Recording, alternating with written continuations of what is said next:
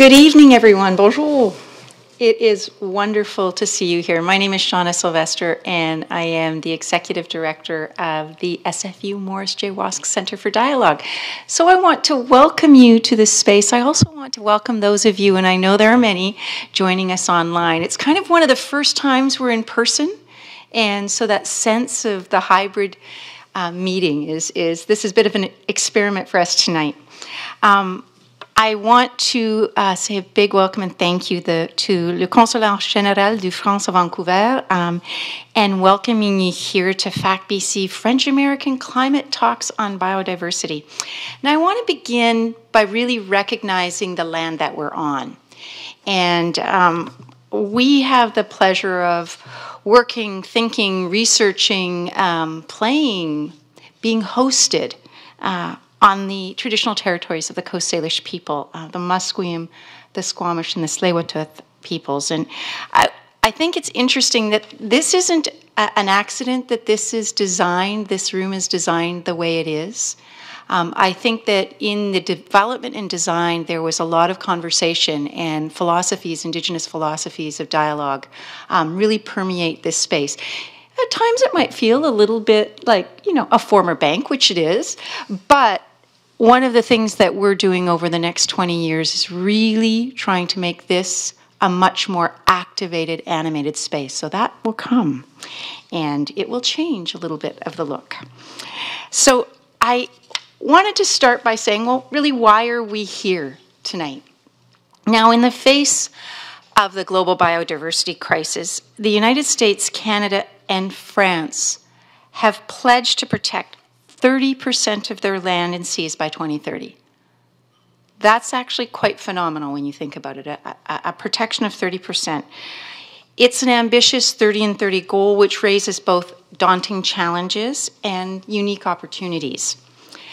Now, the latest IPCC report warns that human-induced climate change, and we all know this, including more frequent and intense extreme events, and boy do we know that in British Columbia, has caused widespread adverse impacts and related losses and damages to nature and people beyond natural climate variability. Just want to take a moment and acknowledge, I suspect each of you over the last year has had somebody in your family or your friends that have been impacted by the 3 states of emergency that we've had around climate disasters.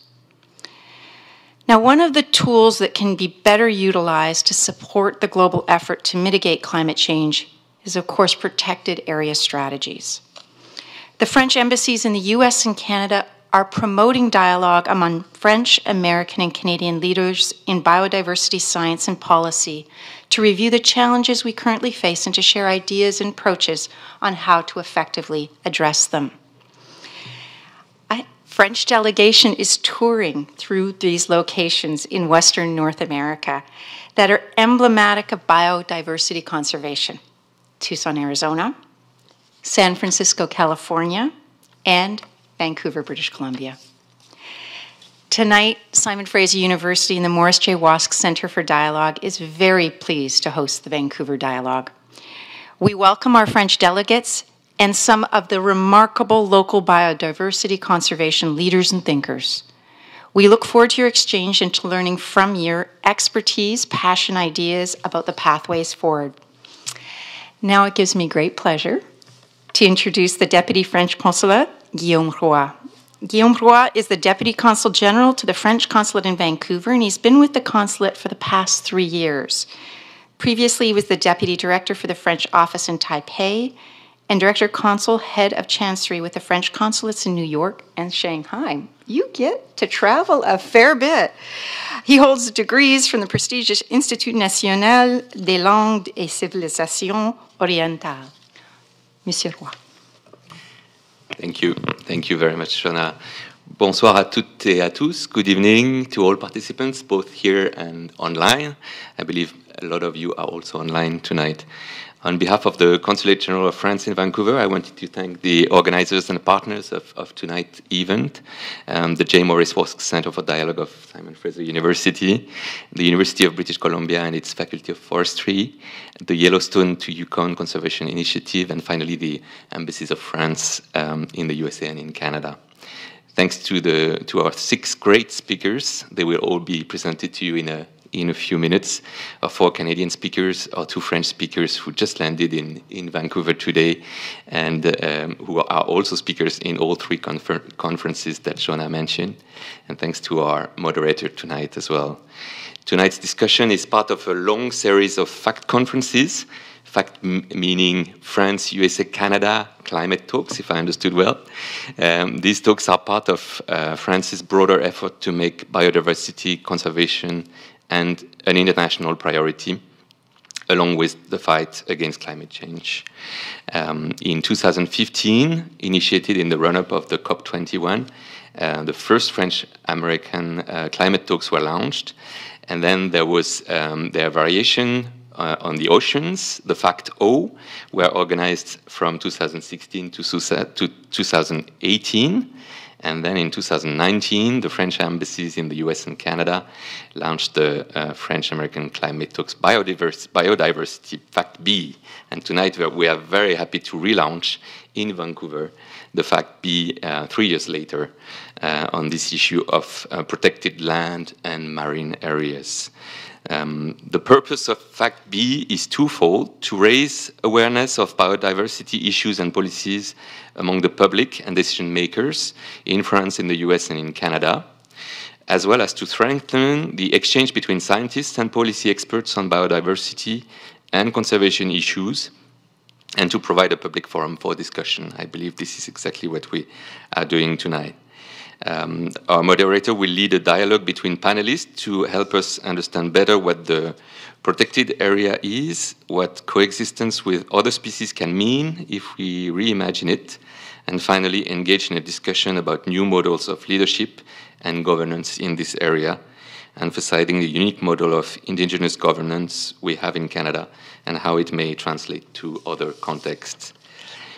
In this context, let me just mention the situation in France briefly, where a new national strategy for protected area has been published in January 2021, the National Strategy for Protected Areas 2030. And for the first time, France has a unified strategy for metropolitan and overseas France that first recognizes the obvious link between terrestrial and marine issues, also concerns all types of protected areas, and addresses both their creation and management. It aims to protect 30% of national natural areas by 2030, including 10% under enhanced protection. Promoted by the scientific community, the creation and management of protected areas, national parks, natural reserves, regional nature parks, contribute to the fight against the collapse of biodiversity. Both France and the United States have committed to protecting 30% of their land and water area by 2030, and Canada is also working to protect its natural areas with an intermediate target of 25% by 2025. Let me conclude in this brief introduction by saying a few words on what we call scientific diplomacy in Europe, and the EU is indeed a great laboratory for scientific diplomacy. Just a week ago, on March 8th, there was an EU ministerial conference organized by my country in Marseille on international cooperation on higher education and research. And at this conference, Ukraine was, of course, a topic all day long, at least in the mind of the participants. I'm sure it's also in your minds tonight. And one of the conclusions of the participants that the participants agreed on was that scientific diplomacy was at a turning point. With the ongoing pandemic challenges and now the war in Ukraine, scientific diplomacy was no longer a matter of soft power anymore, but a matter of hard power.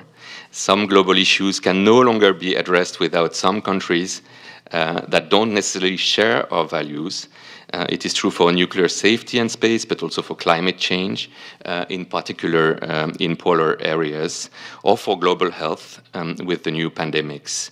So scientific diplomacy can address urgent issues like crises, and it can also address emerging risks, in particular in ungoverned spaces like the poles, the oceans, and space, for example.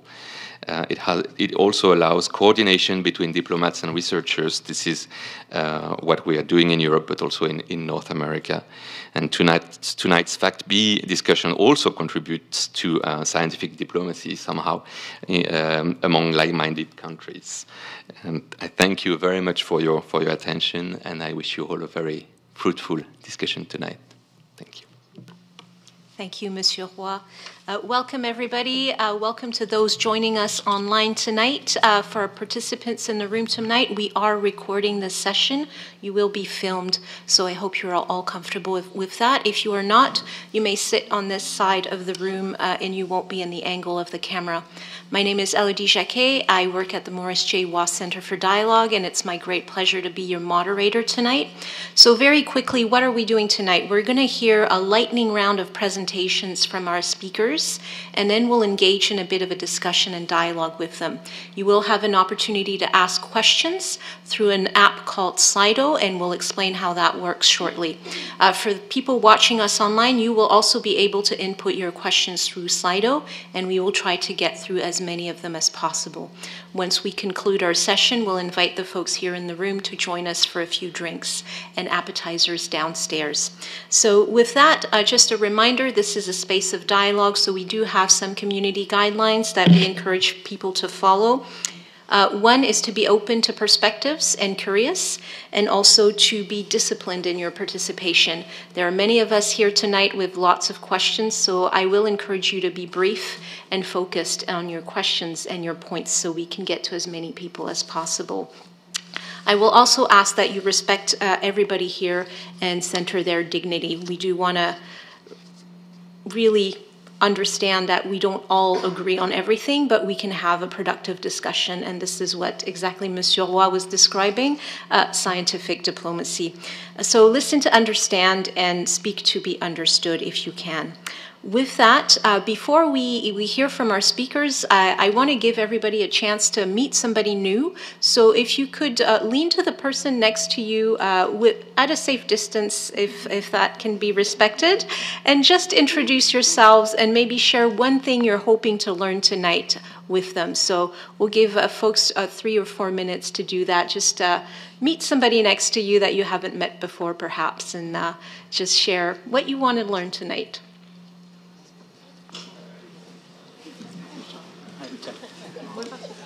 I'm from Vancouver, but I've lived in Shetland in northeast BC, and then just recently moved to Victoria.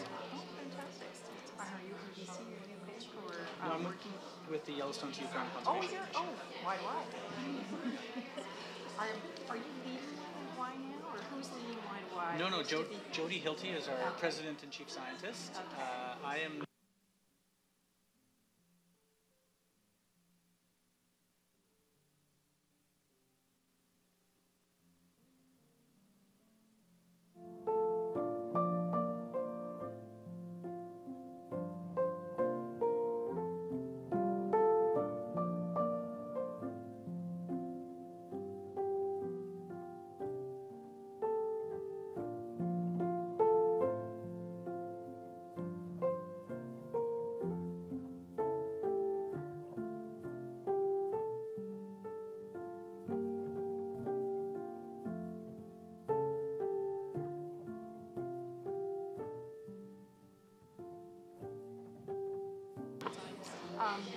So this is great.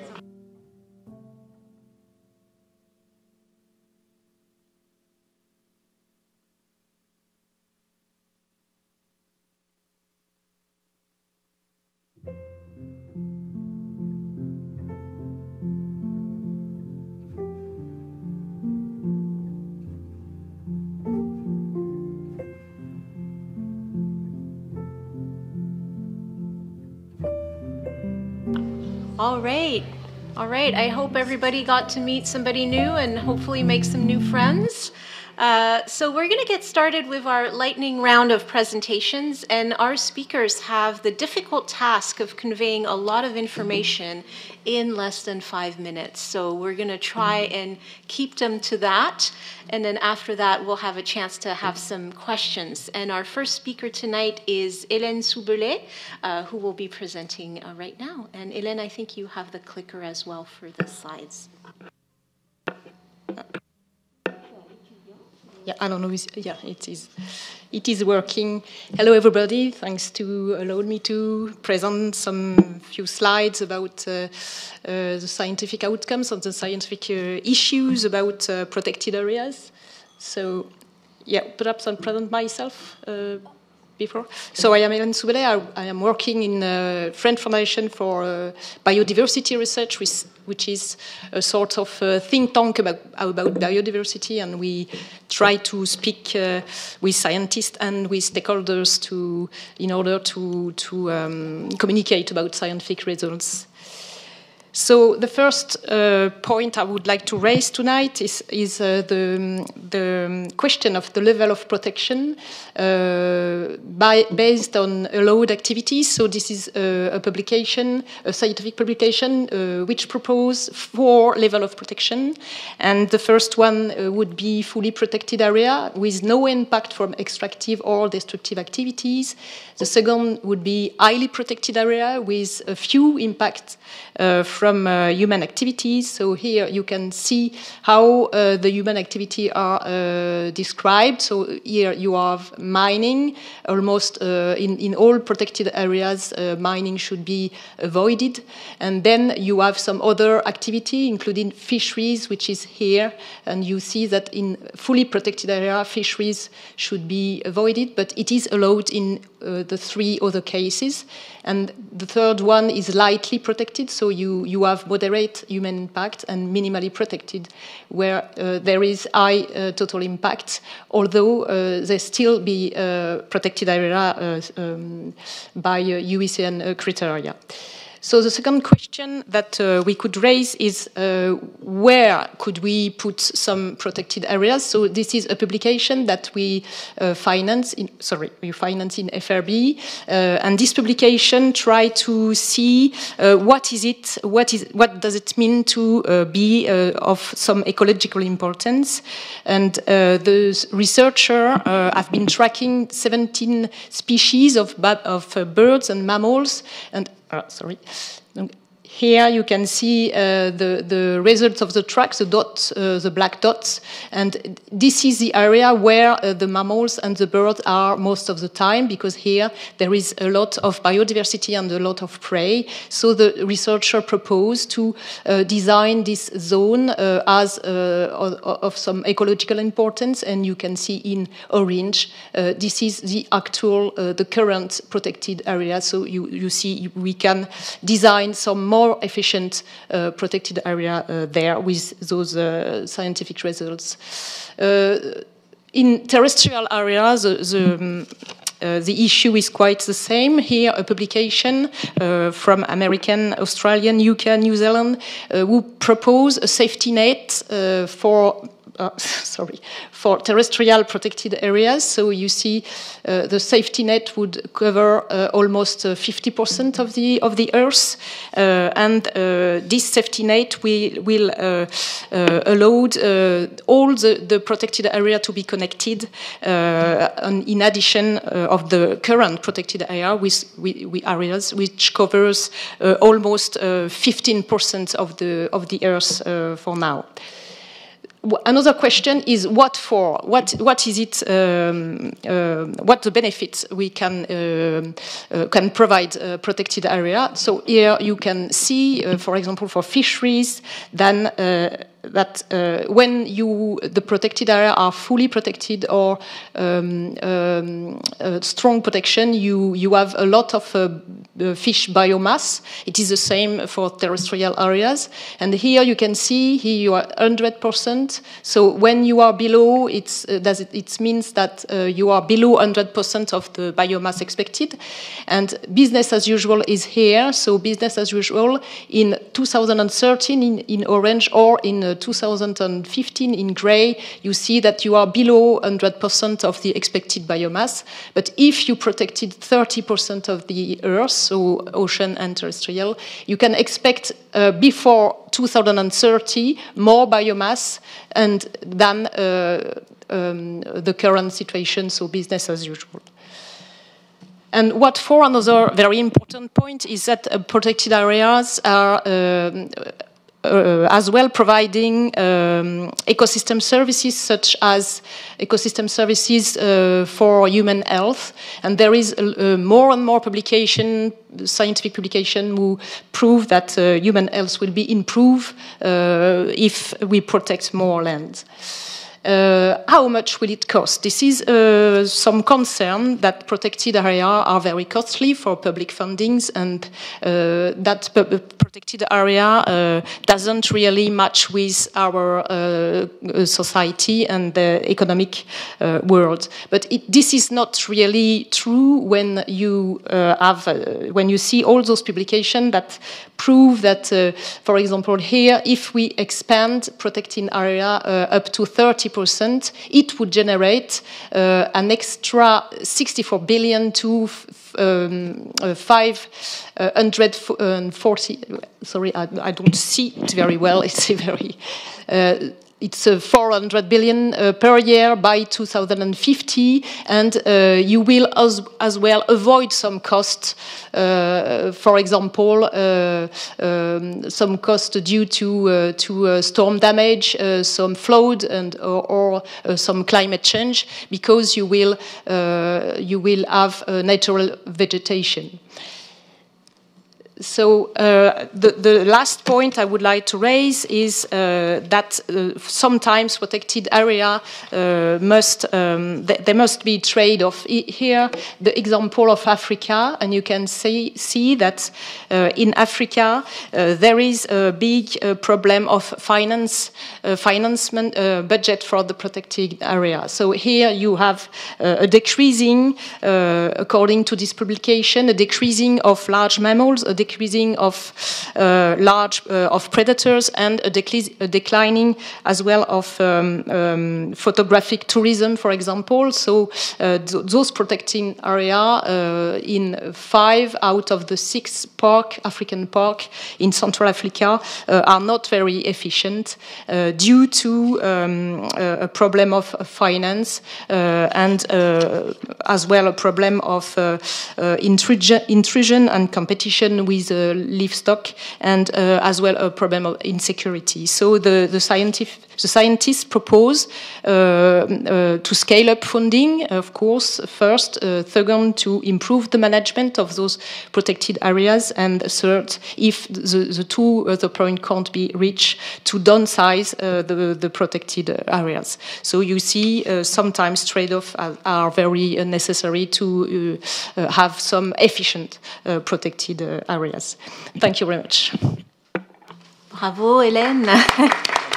That was a lot of information in a really short amount of time, but you kept the time, so that's wonderful. Let's move on to Cole. Cole, who is with the UBC Department of Forestry. Okay, thank you, Hélène. Thank you, Elodie. It's a pleasure to be part of the discussion here tonight, and I'm happy to offer a few comments from my perspective as a wildlife biologist, and particularly a biologist who tends to study large terrestrial mammals. And these are species that are often very dependent on protected areas for their conservation due to their large area requirements and their tendency to sometimes come into conflict with human communities. So this is a photo from Mole National Park in northern Ghana in West Africa, where I had the privilege of working. And you can see the herd of elephants moving across an expanse of protected woodland savanna habitat. So in some ways, it's kind of an idyllic photo of large mammal protection. But for those of you with keen eyes, hold on. keen eyes, you might see this little group of tourists huddled behind the bush there. If you can't see it, take my word for it. And that's just to point out that parks, we can't think of parks separately from people, because people are part of protected areas as well, and we have to remember that in many different ways. So as we move towards a bigger target of expanding our protected area network, we have to ask ourselves, are protected areas working in terms of achieving biodiversity conservation outcomes? And this is actually a surprisingly difficult question to answer, because we often lack long-term monitoring data. But this is a title of a paper that just we published in our lab this year, led by my PhD student Chen Chen, who's here tonight, and a team of over 30 collaborators, where we use data from what we call camera trap surveys. So this is a camera trap up there, just a remote camera that takes pictures of animals as they move past. And we pulled together data from on over 300 different species from about 100 different surveys in 23 countries around the world, over 8,000 different camera traps. And the good news is that the signal was that indeed areas there's higher mammal diversity in areas with more formal protection, which isn't really a big surprise, but it's great to have that evidence showing that protected areas are working, and not just strictly protected areas. This included a range of different types of protected areas, including ones with different types of human use. But of course, it's not all good news, and we know that many animal populations continue to decline even in protected areas. And this is due to a variety of factors, but sometimes often related to negative interactions between people and wildlife. And whether that's conflict when wildlife in and around parks come out into communities and affect livelihoods in local areas, or increasingly also when large numbers of people come into parks for even non-consumptive activities like tourism and outdoor recreation, like this photo in Yellowstone here. And just to sort of highlight that point, I'll ask you not to blink for a minute. This is some brief footage from a camera trap we have in Cathedral Provincial Park, a few hours east of here. And you can really see there's a lot of hiking activity here, but hopefully you can see, like the mountain goat, animals sneaking in there amongst the people. And to me, this really shows how incredibly adaptable wildlife can be if we give them the chance. But the real question is this sustainable? Can wildlife sustain high levels of different types of human activities in and around protected areas? So just to end, I'll end with these two camera trap photos from one of our surveys in central BC that I think sort of, in my mind, help highlight the point that we need to think about a continuum of protection as we think about protected areas going forward. So we need to continue to focus on sort of remote wilderness areas or areas with sensitive species like these mountain goats, and ensure that these areas are resilient to changing climates and other changing conditions that they're facing. But we also need to do a better job of thinking about protection strategies that better integrate human livelihoods with wildlife protection. And this is perhaps represented by this elk walking through an area that was recently harvested for timber production. And I think that Indigenous-led conservation and other types of community-engaged conservation are going to be critical types of efforts to try and achieve these goals as we move forward. Thank you. Thank you, Cole. Thank you so much. Next, we're going to go to Cyril, one of our French delegates tonight. Cyril. Yeah, thank you, Elodie. So just a few words about our agency, because we work on protected areas. It's one of our missions. So we manage approximately 150 protected areas in France, but we also have the role of enforcing regulations and laws, supporting the implementation of public policies, and supporting stakeholders and raising awareness in society on biodiversity. And of course, the basis of all that is knowledge and research. So where we are in France, we on protected areas. So we protected 31% on terrestrial areas and 33% of marine areas. So that's a nice picture. I didn't put the numbers for the strongly protected areas, but it's approximately 1% on land and 4% on marine areas. So it's a small number, and that's something we have to improve. And so where do we go now from that number? Because we are not yet in 2030, so we could say, okay, we've done the job, but of course not. So we published a national strategy for protected areas and an action plan. So the strategy is aiming for 2030, and it will be divided into action plans to reach those targets. So the strategy has those goals that you see on the screen. Develop the network of protected areas. We hope that we will go further than the numbers you have seen here. With efficient management, that's something, of course, very, very important. Support sustainable activities within protected areas. So that's also a challenge. How we will make sure that biodiversity is protected while also allowing activities inside. Improve the integration of protected areas within their territories. That's also critical. Increase international cooperation, because biodiversity doesn't know any frontier, so we also have to work with other countries. And make sure that protected areas get sustainable financing and that they serve also to develop knowledge, as they are all like kind of laboratories for researchers. That's in a nutshell what we hope to do. Thank you. Thank you, Cyril. Merci. Next, we have Alexandra, and Alexandra is with CPAWS and responsible for marine areas, I believe. I am. Well, I'm not responsible for them, but that would be quite the responsibility. Thank you, everyone. My name is Alexandra Barron. I'm the National Director of the Ocean Programme for the Canadian Parks and Wilderness Society. First of all, I always have to introduce CPAWS because we're not one of the big organisations that most people have heard of. So we're one of the longest standing conservation groups in Canada. The national office was established in 1963. We're a national organisation, so we have 13 chapters across the country, and our vision is to protect half of Canada's public, and I put public in quotes because I'm sure we'll get to the point that that's a complicated concept in Canada, public land and ocean through a framework of reconciliation with Indigenous peoples. We do this by providing evidence-based solutions, providing sensible policy recommendations. We track progress against protected area targets, and build awareness and understanding in the general public and facilitate engagement in decision-making processes.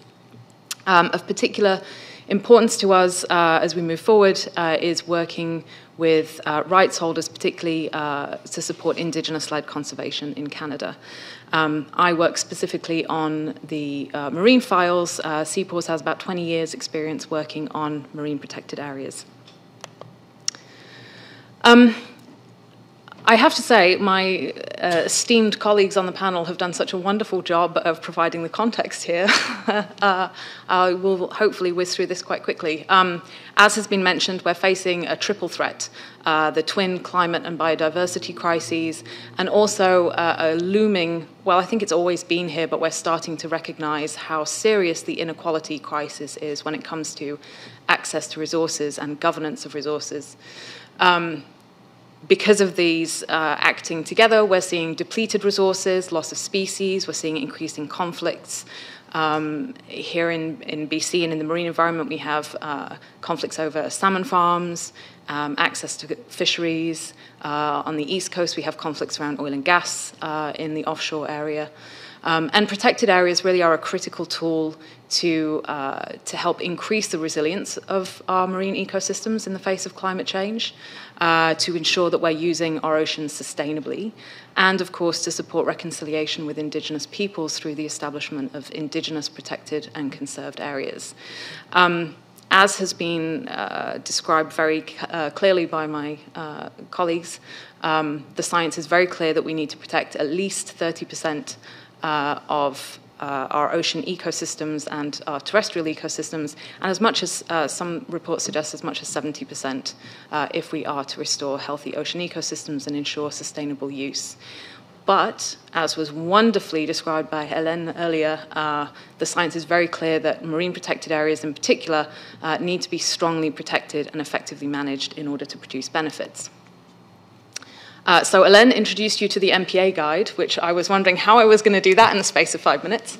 At CPAWS, we actually ran most of Canada's sites, MPAs, through the MPA guide last year. We were one of the first groups, I think, to sort of test it and put out a national report. It was a lot of work, but it's a fantastic tool. We looked at the federal MPA, so there are a whole bunch of different designations that are counted as marine protected areas and towards those targets in Canada. And we just looked at sites established under federal legislation. And here in Canada, I'm sorry to say, we're not doing as well as France. Only 0.4% of ours were considered strongly protected. The vast majority of Canada's ocean that's in federal MPAs is weakly protected. And unfortunately, we had a couple of sites that were incompatible with conservation when we ran them through the guide. So as we look forward to Canada's commitments to protect 25% of land and ocean and 30% by 2030, and Canada has also made additional commitments to halt and reverse nature loss by 2030 with a full recovery by 2050, which is yet to be defined.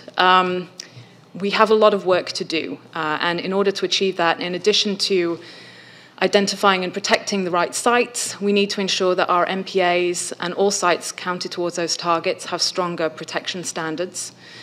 We need to ensure that governments are working together and are working in partnership with Indigenous governments to support effective management and protection.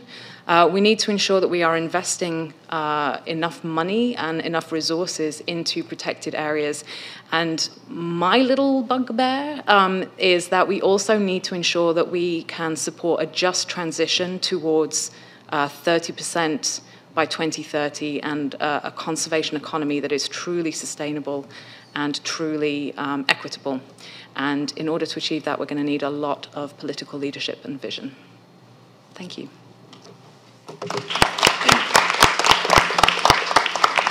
Thank you so much, Alexandra. And to complement some of Alexandra's point, we have Kevin Barlow with us, who is also with CPAWS.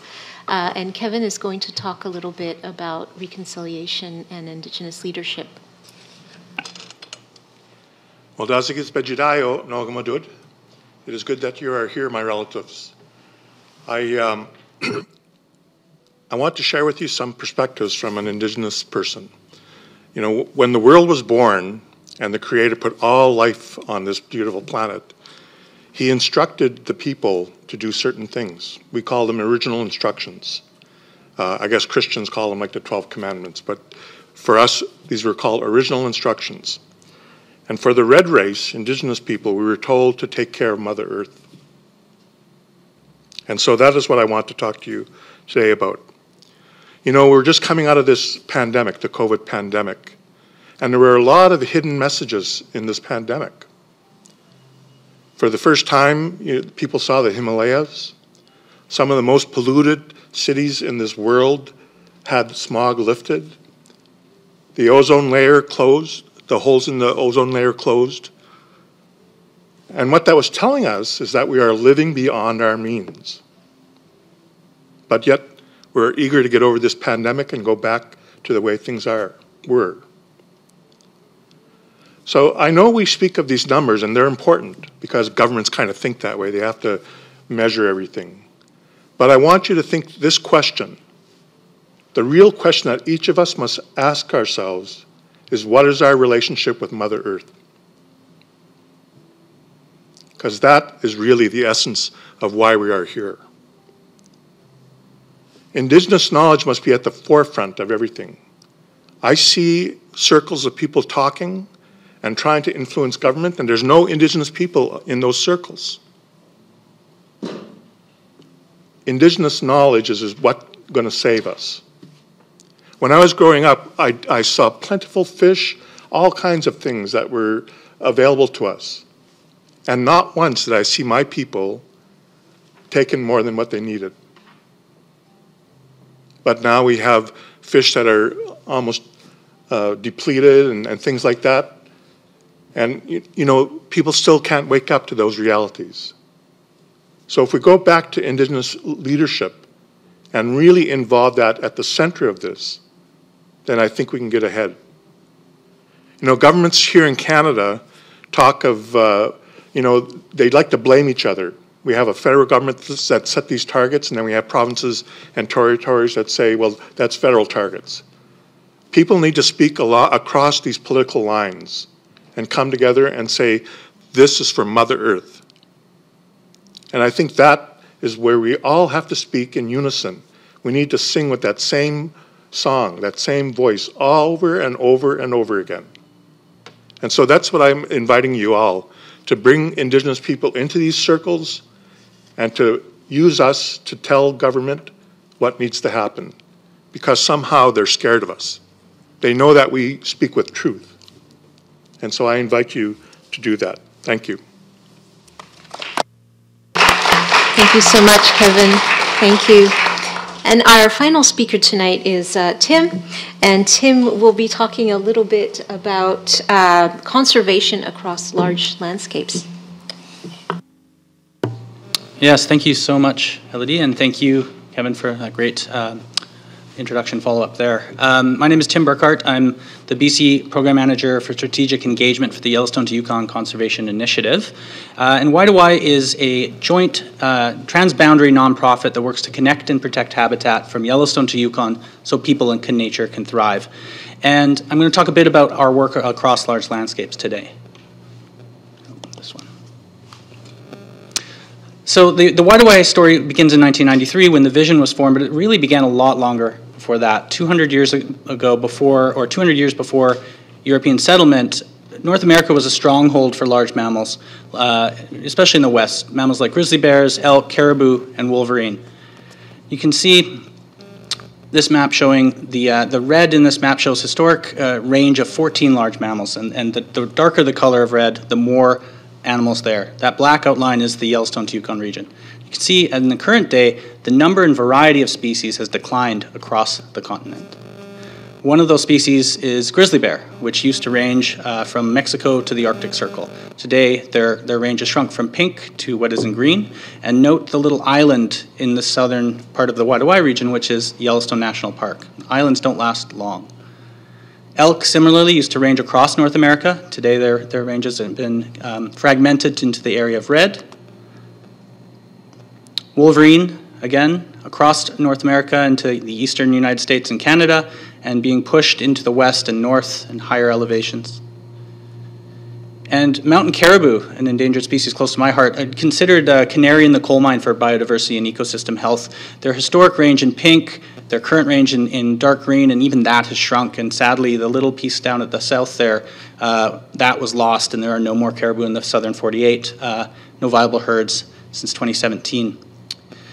So what we need to do to ensure that these animals continue to be here is that their habitat needs to be connected, and we need to start thinking big. And the animals have been telling us to do this. So Pluie the wolf is a great example that we love to talk about. Pluie was a wolf collared in southern Alberta with a radio collar in 1991, and for 2 years went on a walk about 15 times the size of Banff National Park, moving between 2 countries, three states, 2 provinces. And Pluie was really an inspiration, and we learned a lot from Pluie as conservationists, in that they were telling us to think beyond boundaries, beyond borders and to look at human-caused barriers to wildlife movement across landscapes. And so the common thread that binds all of these animals together is that they are still here in the Yellowstone to Yukon region. And if we want to maintain them in the Yellowstone to Yukon region and maintain them across the landscape, we need to look at connectivity, and we need to look at their connections between habitat. Connectivity is our safety net. It allows animals to migrate across landscape to adapt to change, including climate change. And connectivity as a concept is the idea that there are core areas where habitat, whether it's a protected area, a park, or wildlands, but animals don't necessarily stay in those core areas, and they like to move. They go searching for new homes, new mates. They flee changing climate, and so we need to look at the corridors between them and the buffers and corridors.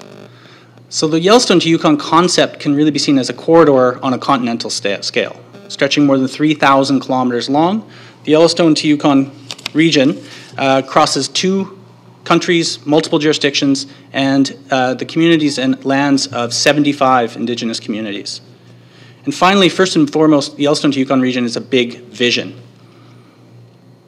And that big vision is about connection. It's about connection between places, but also connection between people and nature. And people are intertwined and interwoven in our vision. We recognize that people live and have lived since time immemorial in the Yellowstone to Yukon region. They work and recreate and play on these landscapes, and harmonizing the needs of people working with nature instead of against it is a critical part of our work. And our mission is about connection and protection. And we work to look at barriers to wildlife movement, including roads, and how we can find solutions to those barriers. And to do that, we need to work creatively, and we need to work collaboratively. And we work with more than 460 partners across the Y2Y region in the last 20 years. And as Kevin so eloquently put before me, the most critical partners that we work with are First Nations and Indigenous communities.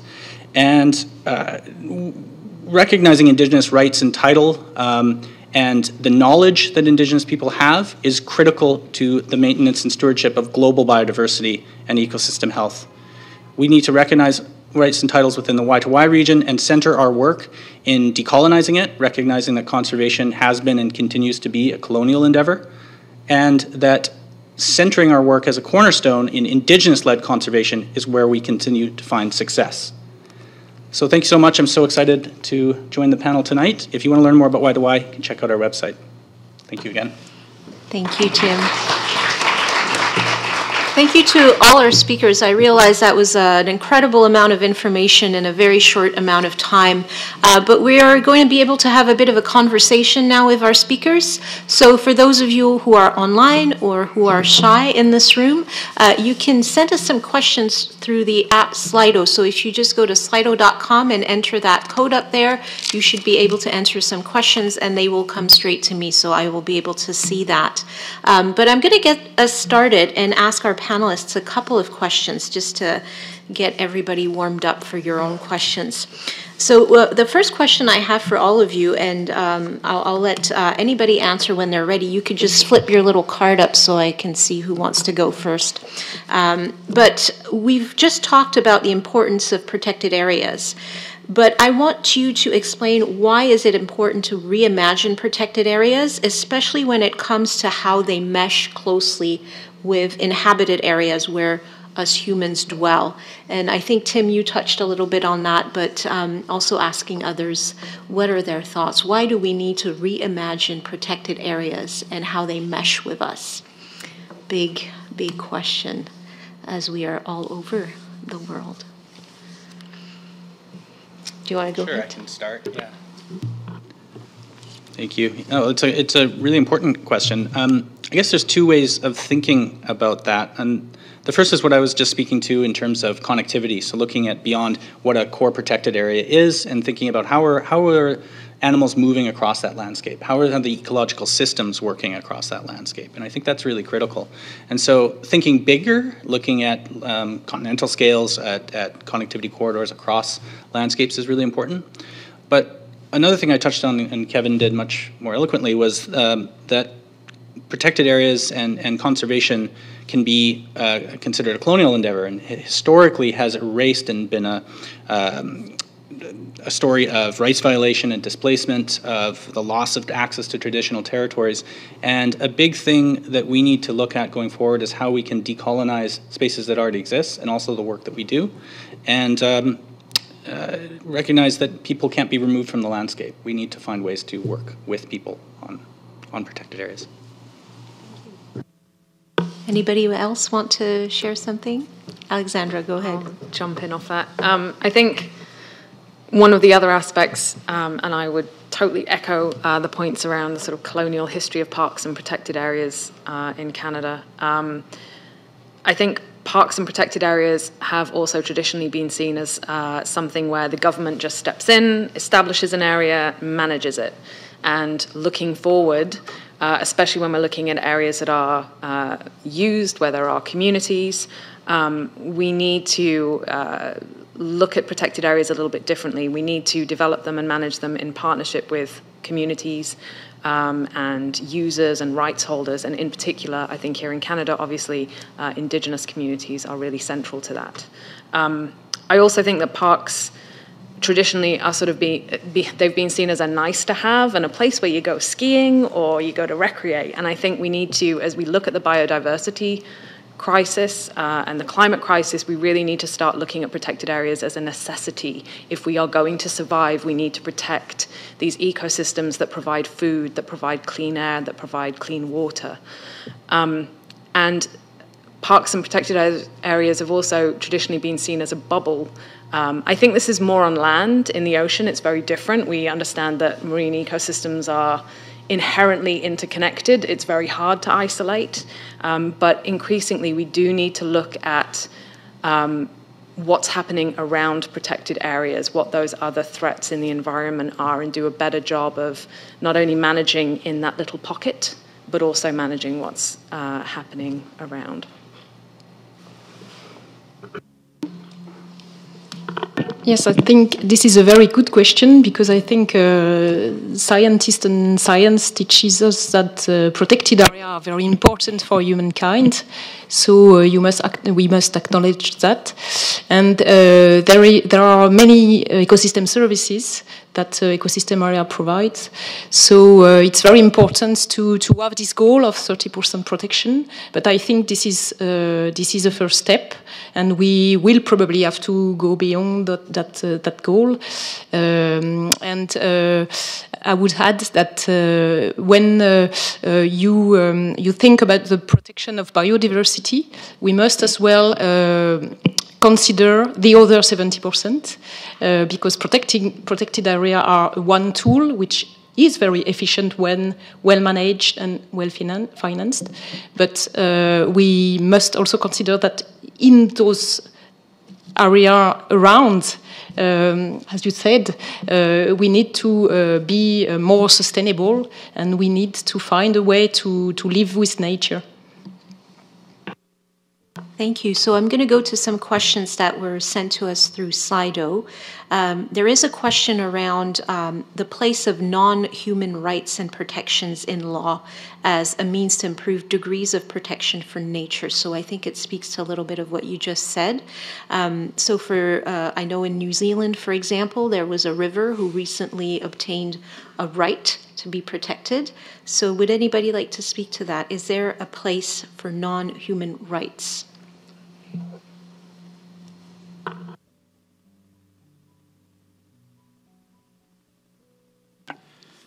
I think most definitely, from an Indigenous perspective, we are all related. So we just don't talk about two-legged people. We talk about the four-leggeds, the birds, the insects. Everything is related to us. So I think it's important.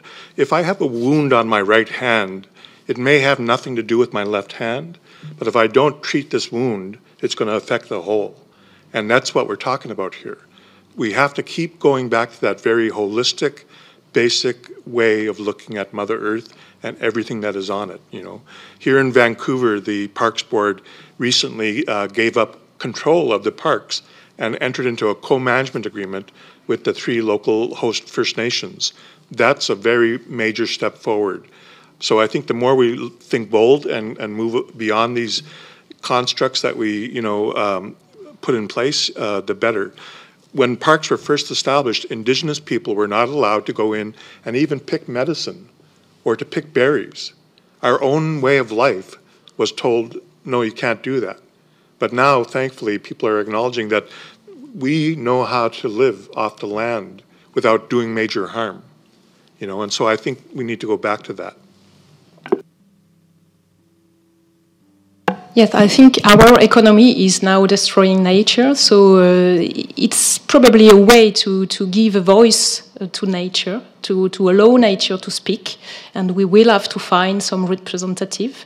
But we know as well that an indirect factor of pressure on biodiversity is regulation. So it will probably be a way for regulation to be more inclusive and to allow some people to speak for nature and protect nature, because when you own a lawn, for example, or a forest, rest. Today, the only mean to do money is to cut the trees, for example, or I think we will have to change that as well. Thank you. And maybe a question for Canadians in the room now. One of our lovely folks online asked, how will Canada reach the 30% in 8 years from now? So that's a tough one, but it was upvoted quite a bit.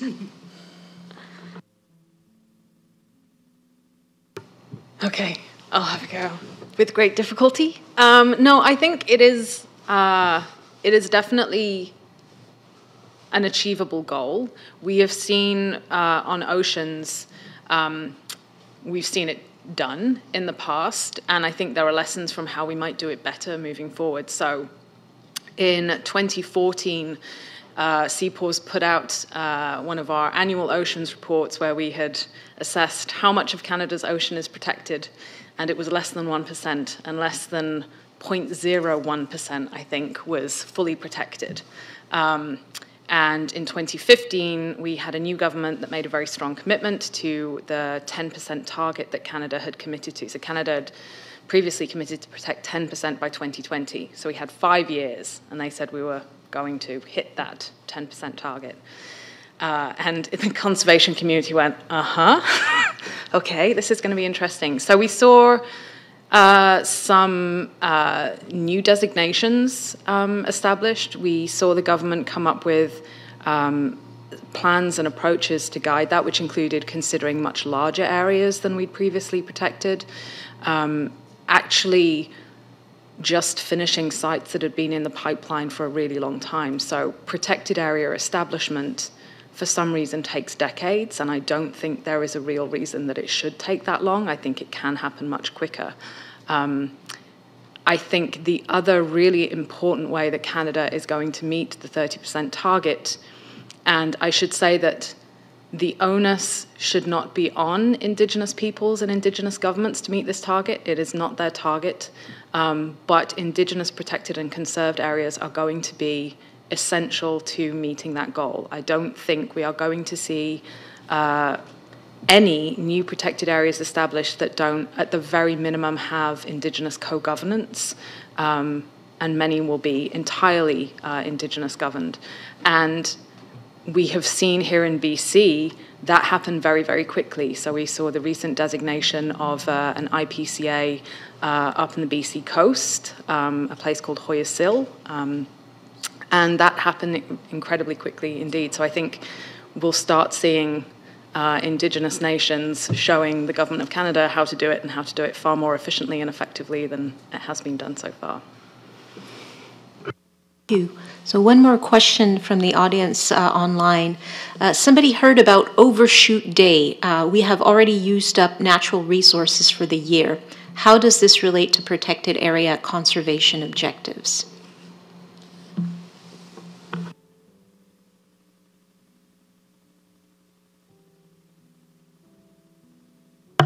I mean, I'm just picking on what Hélène said. I think it's relates also to what we do on the 70% outside of the 30% when we will have reached them. Definitely, and also what you mentioned is we also have to take care, of course, of the rest of the 70%. And Hélène said previously also that it's a bit strange to think that we as one species would look at the Earth and share it, and saying that, oh, we will let 30% for the rest of the other species and keep 70% for us. I mean, it's kind of crazy, just one species saying that. So I think definitely the link with the Overshoot Day is that we should take care of the whole planet, of course, and more specifically of 30%, but having a whole perspective. And I think it's after having said that, it is a matter of level of protection. So you can have 30% fully protected or strongly protected, and then after you can have the rest, which will be on a lower level of protection, but with sustainable use of natural resources, including water. really important aspect on the water. I want to invite the folks in the room to also ask their questions if somebody is brave enough to speak in the circle. So you could just wave your hand. Oh, I see somebody over there. Go ahead, sir. Hi. Thank you for taking questions. I've been following the wolf cull in BC, which is intended to protect mountain caribou. The wolves are shot from helicopters, I believe, and then they leave a Judas wolf who will then lead them to other wolf packs. This seems like a really barbarous way of doing conservation. I'd be very interested to know of alternative approaches that have been suggested, and especially Indigenous First Nations proposals for solving this problem, which is the disappearance of the mountain caribou, and then the wolf cull, which is intended to address it. Unfortunately, I'm not quite familiar about some of the local nations. I am Indigenous, but I'm from New Brunswick. But maybe Tim might know of some of the people that have been in your circles that you've been working with that have shared some other solutions. Oh, absolutely. It's a really critical question. The province's approach to caribou recovery through predator management and the wolf cull is a Band-Aid short-term solution that has been going on for, I think, 20 years now. And so it's no longer really short-term. The answer there is protecting habitat, and that is what the province has been loath to do. And so we're in situations where, say, in the Kootenays, where there was a wolf cull to protect caribou, and then that habitat where that took place was logged. And that is not a rationale for caribou recovery. I've worked with First Nations in northeastern British Columbia, which have, I believe, the world's most successful wild caribou recovery program, bringing a herd that was down to 16 animals in 2014 to, I just got the count today, 114 were seen when they were doing their aerial work. And the reason that West Moberly First Nations and Soto First Nations in Treaty 8 territory have been successful is that they are pulling all the levers of recovery. They've worked to protect, going back to the 1970s, where they instituted a ban on hunting of a traditional food that is a treaty right to harvest in caribou. They have not hunted caribou, they have not tasted caribou since 1972.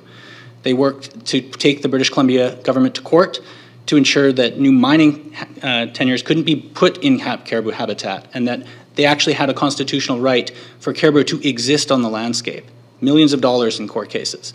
They've worked to recover those caribou through maternal penning projects, which are, again, a really expensive and challenging and invasive project, but slowly but surely that is working. And last year, or 2 years ago, on February 21st, 2020, they signed an agreement with Canada and British Columbia that protects 2 million acres of caribou habitat, including a new protected area to be co-governed by the nations. All that being said, Treaty 8 also has a right to hunt wolves, and they have continued to do so to protect the caribou in their traditional territory also. So it is all those levers. But the absence of habitat protection, wolf culling, I believe, is a rationale rather than actual serious conservation. What we need to see from the province and from the federal government is a willingness to live up to the Species at Risk Act and start protecting habitat for caribou across large landscapes, and that's how we'll see the wolf cull program and predator reduction be a thing of the past. Thank you, Tim. Any other questions from the audience?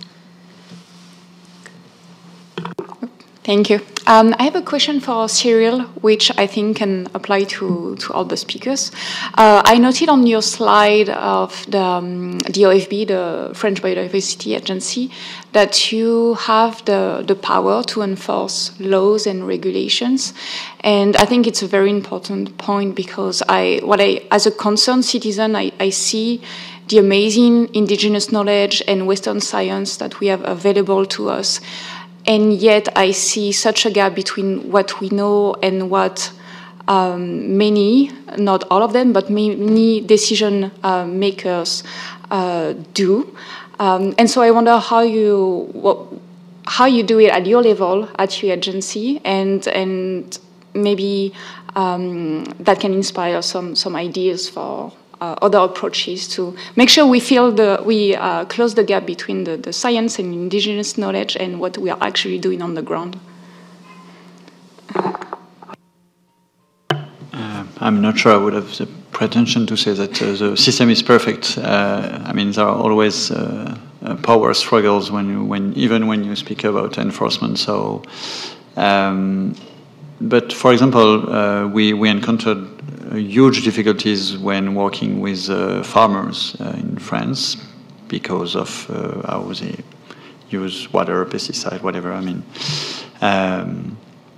and we tried to. So there was one part of our work is to enforce the law and regulations, that's for sure. But we also try to work with them to explain, ahead, what is our work and why we do it, and so that they, maybe not surprised, or that they understand our work and the rules.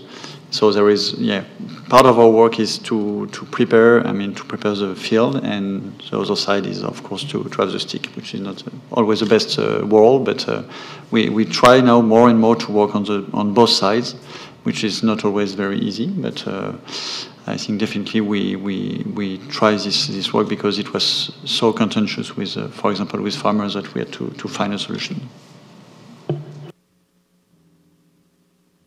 Thank you.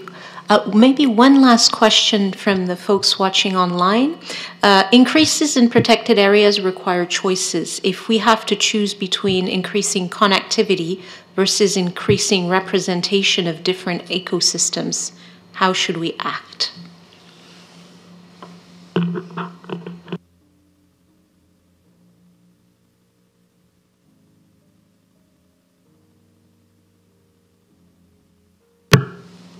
That's a great question and a difficult one to answer because I think it would be context dependent, but perhaps there are ways to try and avoid making that choice by prioritizing areas that provide benefit for both. That's not always going to be possible, but I think there's a lot of science that does focus on these prioritization techniques where you put multiple goals into a decision framework and try and come up with the best solutions across multiple goals. So, I'd hate to say we have to sacrifice one of those. In a certain context, maybe we do, but overall, I think we need to achieve both of those goals, and we need to think about how to do that the most efficiently with our choices. Thank you. Hélène? Yeah, I think we can do both. For example, the example of the global safety net, they try to identify some areas with ecological significance, ecological importance, areas where there are lots of biodiversity, and they propose to enhance the global conservation by almost 30% due to this particular rarity or ecological importance, and then 4% more for the connectivity and to put some corridors between protected areas. So I think both are very important because the matter of size is a very huge matter, as Tim already mentioned about the caribou on the wolves. Thank you. So I think we have time for maybe one more question from the audience here, if anybody would like to ask a question. Thank you. So how do we get politicians, decision makers, all the corporations, things like that on board, since money drives everything, I think? And then for the French delegation, what's the pulse in France? Like, are the citizens on board? Are they excited about? Is this a topic that's important for people there?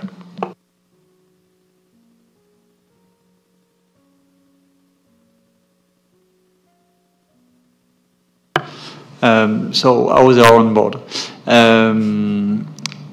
So generally, I mean, we used to have I think it's pretty much anchored in our way of thinking in France due to historic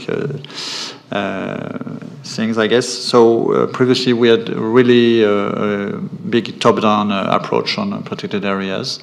So in 2006 we tried to change with a law that said, for example, that national parks should have a governance pretty much more inclusive, having local communities to have a seat on the board, which was not the case before. And now, which may be a difficulty when you try to set up protected areas. For example, we have more inclusive preparation of protected areas. So that's harder, that takes longer, but I think it's also key to success for protected areas. So we try to be more inclusive, but I'm not sure we find the silver bullet, because that's something that you can do less protected areas doing so, but when you want to have strongly protected areas, it's even more difficult, and we haven't yet reached this step, I guess. Hélène, did you want to add anything? I think I could speak. Tim? Yeah, I think it's an ongoing challenge to get attention to these issues in the media sphere and the wide variety of issues that we're facing. It's another challenge, having worked in northern British Columbia, to get the attention of communities in Vancouver and Victoria, where the majority of seats are and the majority of decisions are made, both economic and industrial companies headquartered here, and political decisions in Victoria. And I think it's just about education. So it's really encouraging to see people come out to an event like this and watch online and learn more about some of these opportunities. But encourage you to go further and look at how these issues are intertwined with the way we live in cities as well. And that, for example, I think Vancouver's home to 66% of North America's mining companies, and look at how that is impacting Indigenous communities, wildlife, habitat overseas as well. Look at how these issues are intertwined, and consider how you can help change that in your own community.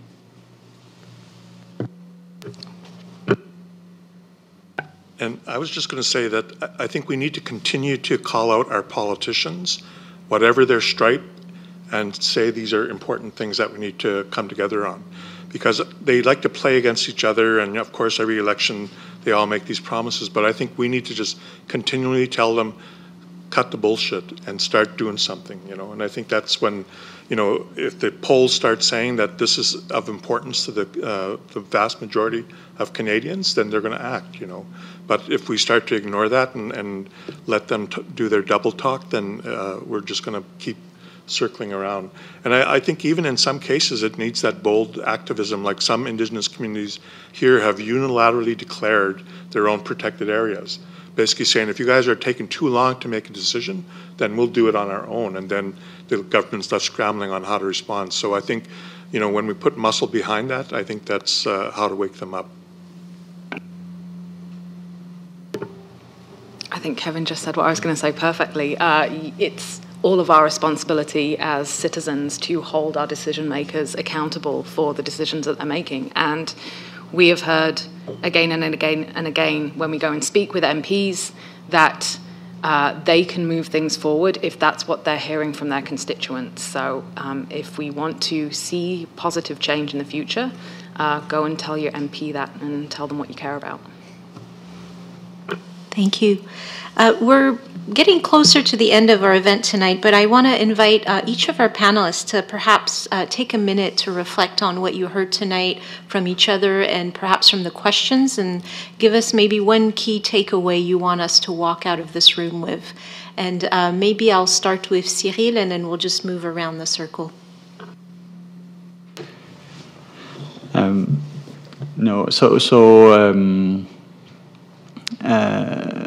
I was very impressed by, of course, what Kevin said about what we can learn from Indigenous people, and I think we have still lessons to learn from that in France, definitely, even though we don't have as many indigenous people as in Canada, of course. And something maybe evident for all of us, but that is still important to remind, is that nature doesn't need us. We need nature. So, I mean, biodiversity will do after us, but we really need it, so we have to preserve it also for our way of life.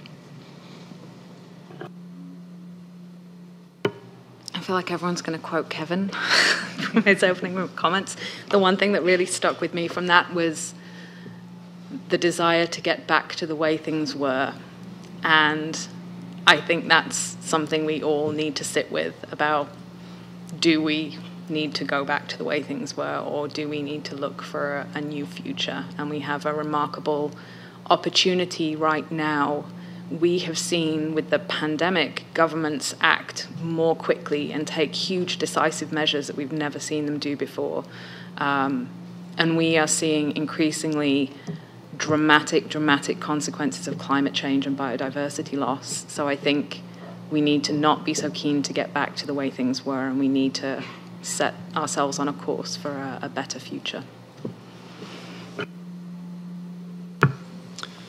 Yeah, excuse me, I agree with that. And I think that if we're going to be successful in having a larger number of protected areas and in protecting biodiversity more generally, we need to do a better job of acknowledging and integrating the value of biodiversity into our society, and both cultural value but also economic value.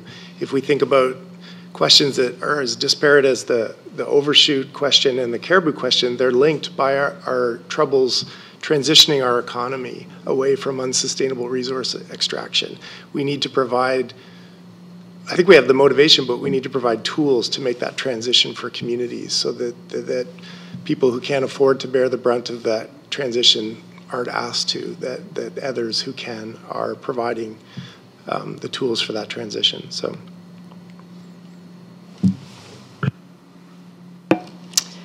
I would like to thank the public and the panelists for those different perspectives and point of view, which was very interesting. And would like to add some more numbers, perhaps. So I don't know if you know, but on average, a species on Earth live 4.8 million years. For now, we lived in a sustainable way for almost 300,000 years. Except for the 100 last years. So we have a long road to go, more than almost 5 million years.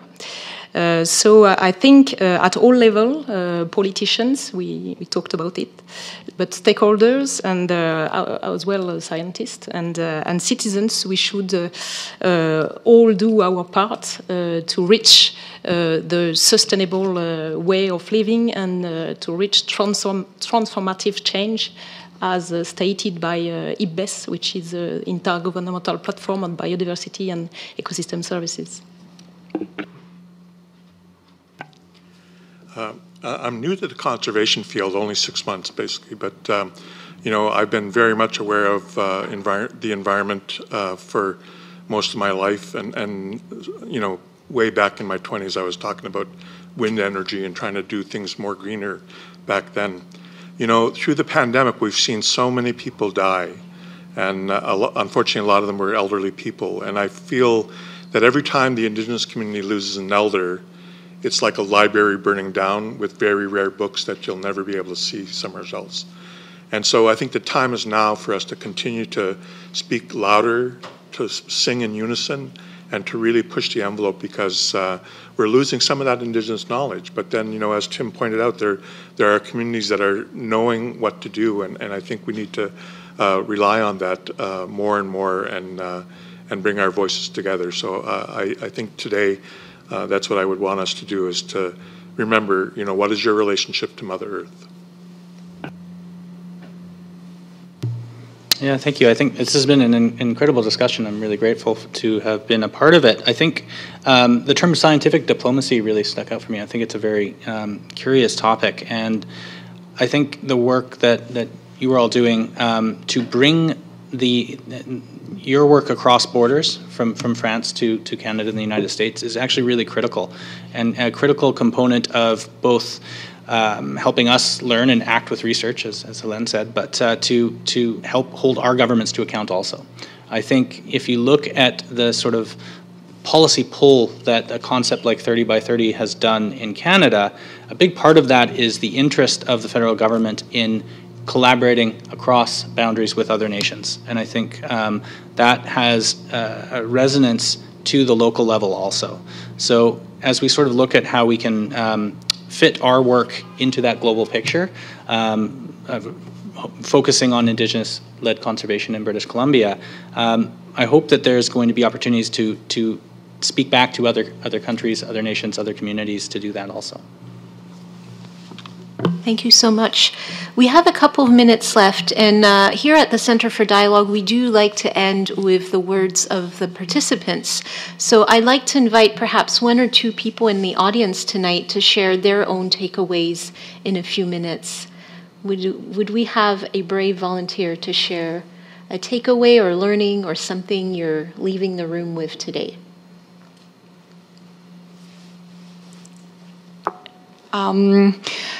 Well, I'm listening to everyone tonight. I'm very hopeful. I think we have the solutions. We know what we can do to hopefully reduce as much as we can the negative impact of climate change on biodiversity and humanity.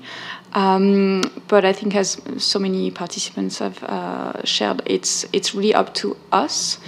And the big question that I have is, are we ready, actually? Are we ready to make those changes? Are we ready to understand and face that growth is not going to be possible anymore, that we'll all have to make some sacrifices in our lifestyle? So yeah, I'm not sure about that. I have hope, but I'm not sure about that.